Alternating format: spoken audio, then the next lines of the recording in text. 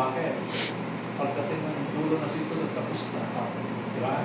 Pero ang singsing, si Carmelo walang hanggan na siyang hinihingi ng pag-asawa. Ang walang hanggang pangmamahalan. Tuloy-tuloy na. Gano'n ang relasyon ng pag-asawa. Kaya ito naging siguro na kasal. Okay, namin yung singsing makikala. O sige, Alberto, kunin mo yung singsing para kay Michelle. Habang sinusuto sa kanyang daliri, sabihin mo ang mga katagal nito. Sabihin mo sa kanyang mata. Rachel, sabi mo, honey. Honey. Pero gusto mo, Rachel. Rachel. Hannah. Rachel. Honey. Isuot mo ang singsing nito. Isuot mo ang singsing nito. Bilang tanda ng aking pagmamahal. Bilang tanda ng aking pagmamahal sa iyo. Super.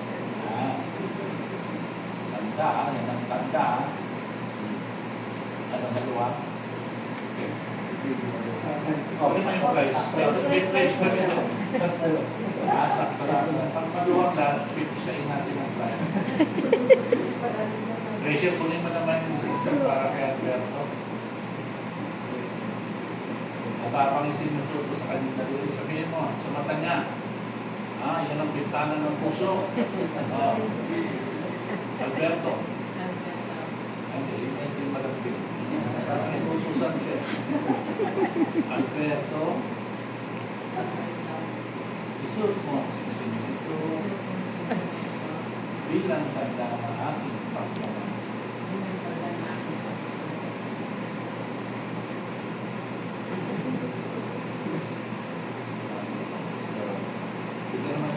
Yehey!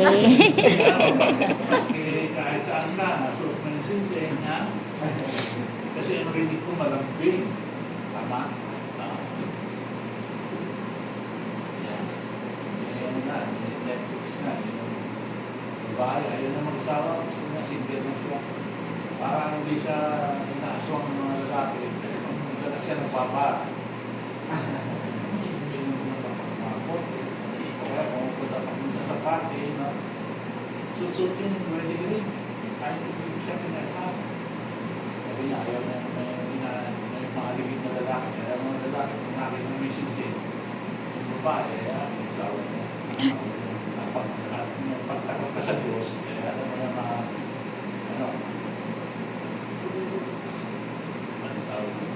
pinabantayan ng Diyos. Piniyaya.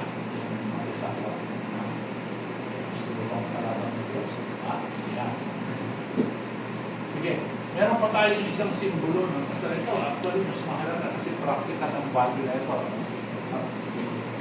Ito ang aras. May aras ako. Meron aras kami. Mga magandang aras. May bariya pa ba? Kasi kayo mag-order wala kang pagmaya. Hindi mo binubuhay. Alright. So, ang aras kasi, ang kayamanan ng pag-asawa. Yan usually yung pinag-aawa yan, ha? Pag-asawa. Hindi yung aras, hindi yung pawala ng kayamanan. Pag tanongin yung mga magulang nyo, ano madalas yung pag-gawa yan? At pag wala kasi pera si tatay, siyempre galit ako. Diba? Sabi niya, di mo naman pinag sa akin, ha? Ang kayamanan ng mag-asawa ay lahat ng kayamanan nila nang pumasok sila sa kasal at lahat ng kayamanan kanilang mapupundar habang sila ay mag-asawa. So, kahapon may kotse ka, ngayon wala ka ng kotse. Bakit? Kasi nasasawa na. Pag-aari na ni Alberto at ni Rachel. Hindi na pag-aari ni Alberto. Pag-aari ngayon ni Alberto at Rachel. Ano kayo ba nun? Kahapon, pwede ibenta ni Alberto yung kanyang ari-arian. Ano makapera siya? Kunyari, kotse. Benta niya. Sino man din-decide para kung gusto niya ibenta yun? Kung may asawa na. Siya lang. Siya may-ari. Siya lang. Doon lang sa pangalan niya lang nakarehistro. Ngayon, hindi niya Tulog si Rachel. No? Kita mo kung ano pinasok mo? Ganon pa din, Rachel. Kung may lupa ka naman dito sa Marikina, kahapon. No? Ngayon, wala ka ng lupa. Yung lupa nila, ang nangyari na ay si Rachel. Kung kahapon mo binenta yun, okay, gagawa ka lang ng bidop sale. Ikaw lang ang pipirma. Ngayon, subukan mo yung benta kung makibenta mo sa pamamagitan na lang ng iyong firma. Kailangan ng firma. No? Yan, yun ang kayamanan. Ngayon, pagkatapos yung mga kasal, ano man ang kitahan, sino magtatrabaho siya? Ikaw. So, lahat ang kitahin mong sweldo, pagtanggap mo ng sweldo, aba, parang nagtrabaho si Alberto, hindi mo magtatrabaho. Ibig sabihin yung sweldo, may share doon si Alberto. Si Alberto siguro, hindi siya. Kita. Hindi. Pag nagsugal siya, nanalo siya ng loto, yung napanalunan niya sa inyong dalawa, hindi lang sa kanya. So, ano mang kayamanan na makapitnin yung dalawa? Sa pagod, sa swerte, sa dugo, pawis, kayamanan niyo, dalawa. Ha? At wala pwede magsabi na, yung isa, wala kang makalindit sa pera ko, gagastin ko sa gusto kong gastin. Bakit? Kasi nagtatrabaho. Ako kumita nito. Ako sinerte. Pareho kayo nito. Siyempre, dahil dalawang mulo kayo, dalawang taon kayo, magulo kung dalawang nagmamagulo. So, pero hanggang sa mataas, kung may pagkatalo, kung may opposition sa ang administrator pala ng new properties so lalaki. Pero kung may hidwaan kayo, may pagkatalo kayo, pwede tumulog yung wala, babasok sa korte para pigilin yung mga desisyon mo na hindi nagbe-beneficio sa inyo pang kasama. Okay? Kunin mo, Alberto, itong ating paras at i-alay dito sa palad ni Rachel. No? Ito ay symbolism lang, kasi pwede yung babae o lalaki na yung natabalita. Ngayon, hindi na maliwanag kung sino ang diba? Hindi na napagtumika. Okay? Sabihin mo ang mga katagal. Rachel, binibigay Sis, picturean mo, sis. sa iyo, para masama ang buhay mo eh. Para may money. Binibigay ko sa iyo. Binibigay ko sa iyo Ang aras na ito. ang aras na ito At nangangako akong magsisikap at nangangako akong magsisikap at magtatrabaho at magtatrabaho para sa iyo at ating magiging pamilya. para sa iyo at sa ating magiging pamilya. Ano magiging sagot mo, Rachel? Sabi mo, tinatanggap ko. So, sabihin mo. Ano nakikita mo sa loob? Anong gano'n? Yung ATM niya dito mo gano'n? Wala. Sabihin mo, susunod kasama yung ATM. Okay? Sige. Parapakan natin. Okay. So, bago ko i-hayat o i-announce na kayo ay mag-asawa na, kayo ba may hinandang pangako sa isa't isa o tawagan natin ay Vows. marriage? Vows. Sino ang mauna? Mauna ka na. Naunawa mo na ang dapat gawin ng mga asawa. Sumunod sa asawa. Mauna ka ngayon. Ani, pangako sa iyo na ako na ikaw lang mamahalin ko. Di-record niyo ba? Sabi niya, wala siyang mamahalin. Diba? Kundi Si Rachel lang. i-record mo at pagbigyan niyo ng copy si Rachel. I-store mo sa cellphone mo. Ikaw naman, na Rachel, ano pangako mo kay Alberto?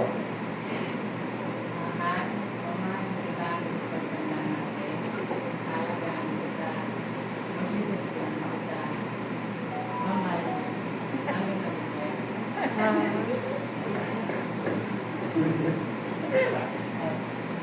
Kaya Sabado Linggo. Araw-araw na. Kasi ba't umiyak ka? Kasi pinangako mo yan. Di ba na yan, ha? Sige. Baka natin yung dalawa.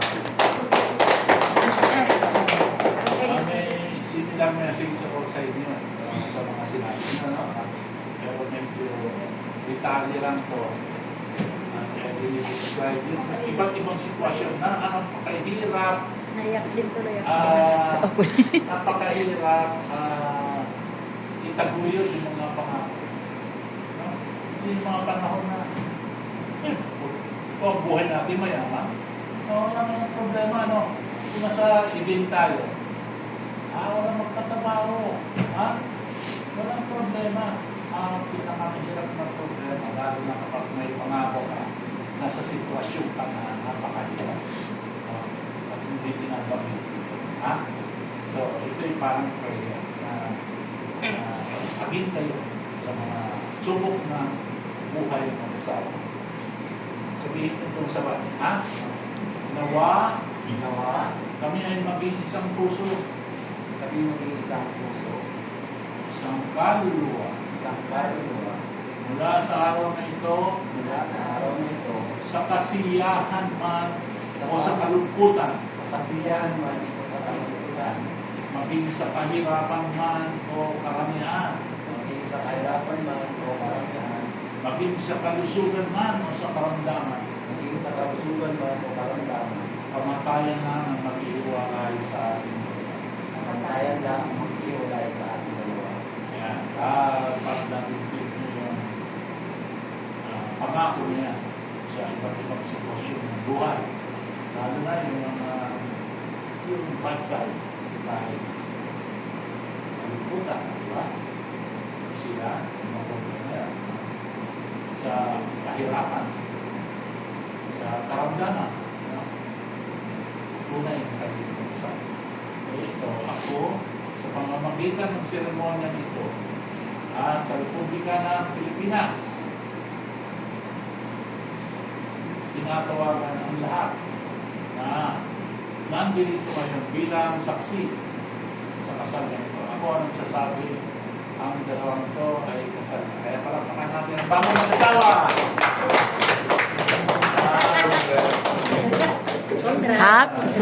Congrats!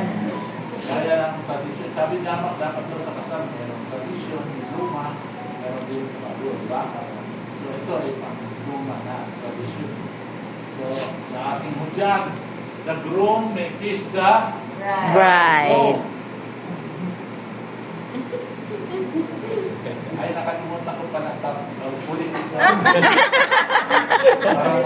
Para mabuhatan ng maganda ng mga nagtatago ng alaala ng mga araw na ito. Oras.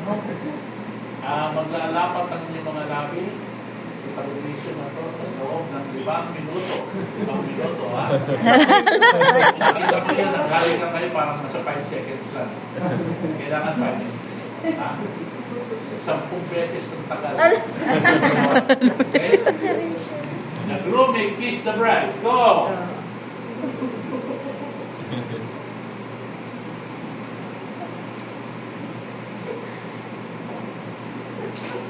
Okay, okay. Kaya tabi. Palakpakan natin. Congrats sa inyo! Sige, upo muna kayong dalawa. Ngayon, tawagan natin yung saksi natin. Okay, sa kanila. Burma.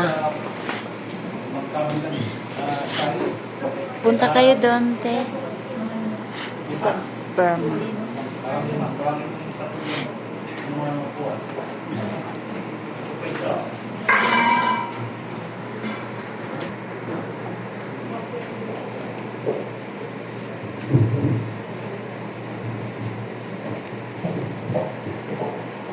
Dulo ka. Isa. Dulo pa isa. Yung, paano mapicturan?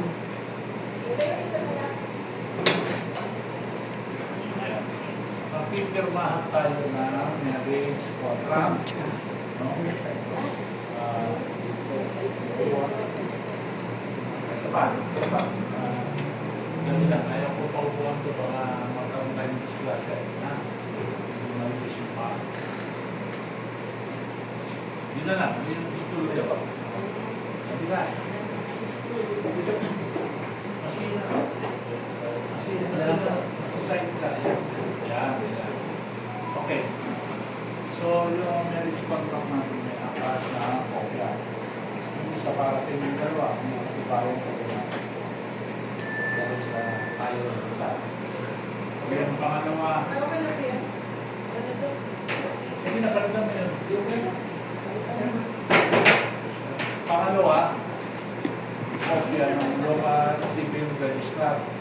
Kasi di ba yung mga lisensya? Hindi na ba naman kung nagamit yung lisensya? Okay? Yung pangatlo, iiwan din natin sa local civil registrar. No? At sila naman ang magbibigay sa PSA, Philippine Statistics Authority. Dati ang tawag dyan ay NSO. NSA. So kahit na kayo mamuhay, kahit sa ibang parte na Pilipinas, kung kailangan nyo, lalo na sa trabaho, o ng mga anak mo, ng marriage contract, kaya pwede ko kayo makakuha ng certified true copy sa anumang sanayin ng PSA. Yung pang-apat sa ha? Sige. Bago ka pumirma, gusto kong ano ka ba kung Alberto, anong appreciate, anong kaibahan ng sa simbahan sa kung hindi, ikaw appreciate. Ano mong kaibahan ng kasal sa simbahan sa kung Sa simbahan ko, may mas-mas. Papaspasin din. Papaspasin. Papaspasin. Alam nyo? Kasi dahil hukuman to, sa dulo, may sentensya. Pagkapirma nila ito, sa sentensyahan ko kayo. So, Lord,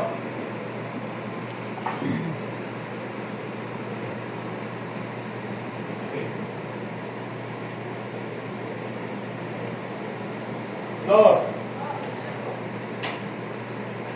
ginagawa ng si God. So, kailangan parati niya alalay si God. Kaya tulungan mo sila kung yung masagbabaw ng mga pangalan nila para hindi sila magkabong ko. Dahil ito, magiging matanda kayo, ito yung dokumento ng mahalaga. Ha? Hindi na. Si Alberto muna, sabi niya, alam niya daw kung ano mangyayari pagkatapos na kasal. Nakapang niya, at isentensyahan na mamaya.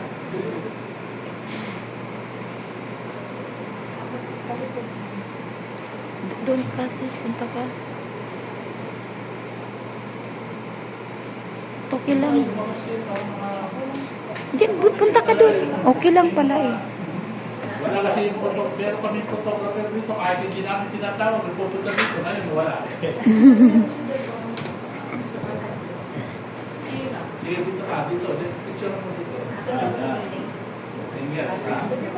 Nakakita na ba kayo ng nakakasal, yung director pa, ha? Director of photography.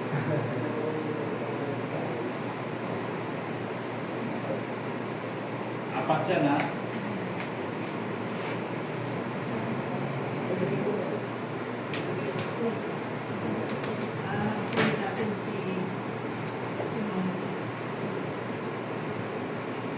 Sa Rogelio. Sige, dyan lang, nalabang ko lang pala.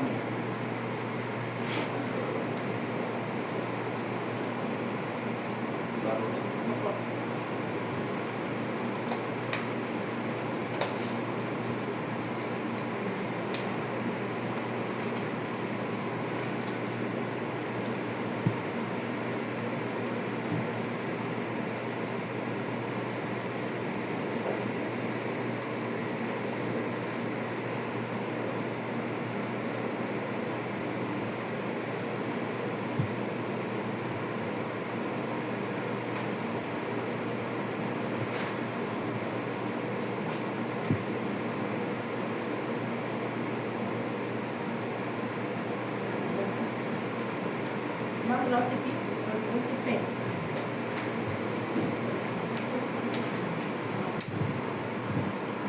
Sa taas.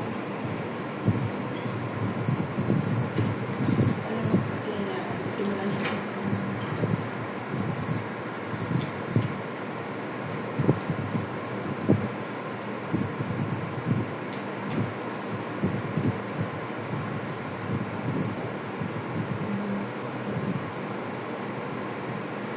Australia.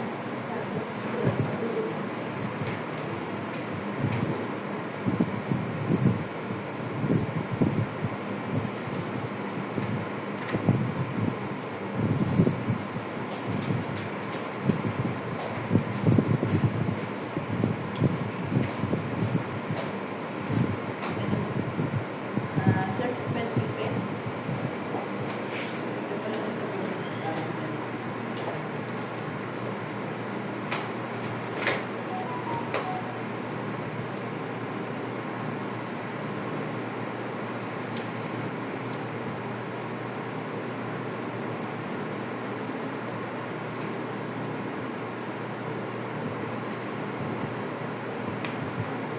Ano yung nag-break? Hmm. Wala. Wala na. Dulo ba yan?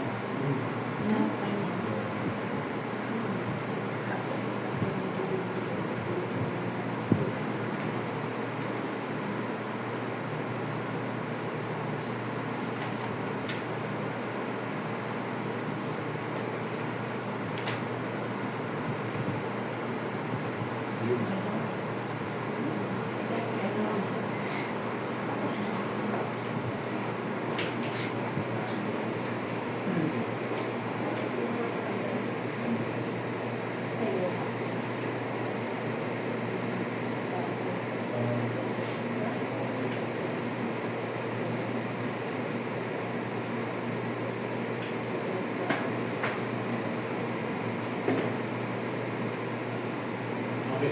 Yung kopya ng inyo, Alberto sa Cavite, hindi nyo na makukuha ng araw na ito dahil i-extort mo na. Ang natatanggap ng kopya ay yung meron ng tatak na local civil register na katunayan na nire-extort ko ng kasal. Ha? Para sa susunod, magkapak kayo magkasal, diba? Hindi kayo ma-issue ng senoma. Ha? Okay, so kanina binanggit ko, minsan ka sa pagkatapos ng healing, di ba? Sa court, di ba? Kasi sa simbahan, wala nang healing, di ba? Sinesentensya pa yung makulong habang buhay sa mga puso niyo. Sana ay kasihan rin. Dahil ito yan. Kasisiyan ng Diyos sa inyo pag-asawa, di ba? Pinahintulutan kayo mag-picture taking hanggang bukas. Wala na yan hanggang bukas. Alam ko, unlimited sa inyong film.